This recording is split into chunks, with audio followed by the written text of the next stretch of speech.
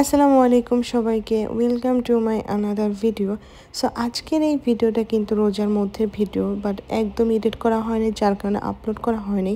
আর ইচ্ছে ছিল আপলোড করব না, বাট এই দিনে হইতেছে আমার সাথে খুবই খারাপ একটা ঘটনা ঘটে যায়, যেটা তোমাদের সাথে শেয়ার না করলেই নয়। সো দেখো, আজকে হইতেছে নূরের পন্তা ছিল, তার জন্য আমি একটু আগে বাসা থেকে বেরিয়ে পড়ি যাতে লেট না হয়। সো ওই দিন ছিল বুধবার, মানে বাঙ্কার ছিল, আর এটা আমার একদম মনে ছিল না, যার কারণে আমি রেগুলার বাস স্টপে গিয়ে দাঁড়িয়ে থাকি। আর পরে আমার মনে পড়ছে যে না, আজকে তো এখান দিয়ে বাস যাবে না। সো আমি আবার 10 মিনিট হেঁটে চলে যাই যেখান থেকে আজকে বাস যাইবো। সো যাই হোক, আমি ঠিক টাইমে গিয়েছি, মানে ওই টাইমে বাসটা ছাড়বে, বাট আমি জানি না ড্রাইভারটা ওই দিনকে কী করছে। ড্রাইভারটা আমি যাওয়ার পরেই চলে গেছে বাসটা ছেড়ে।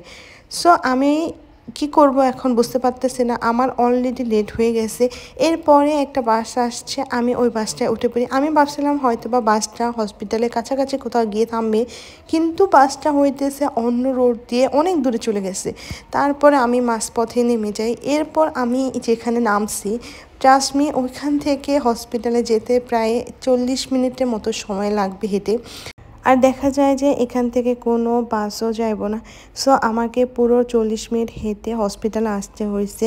যাই হোক, একদিক দিয়ে ভালো হয়েছে যে হসপিটালে আসার পরে আমাকে তেমনভাবে ওয়েট করতে হয়নি, ডাক্তার আমাকে দেখে ছেড়ে দিচ্ছে। এরপরে হইতেছে আমি নূরকে একটু পার্কে নিয়ে আসছি, ভাবলাম যে আমি নিজেও একটু রিল্যাক্স হই আর নূরকেও একটু খেলতে দিই। আর দেখলাম যে ঘাসগুলো অনেক সুন্দর ছিল, যার কারণে আমি নূরকে ঘাসে নামাই দিই। ও একটু খেলা করতেছিল, অনেকক্ষণ খেলছে, দুজনে খুব ভালো লাগছে। কারণ এমনিতেই তো অনেক বেশি প্রেশার চলে গেছে মাথার উপর দিয়ে। তারপরে ভাবলাম যে একটু রিল্যাক্স হলে ভালো লাগবে। আচ্ছা, তোমাদেরকে আরেকটা কথা বলি, আমি যেই বাসটার থেকে নামছি, পরে আমি হসপিটালের সামনে এসে দেখি যে ওই বাসটাই হসপিটালের সামনে দিয়ে গেছে।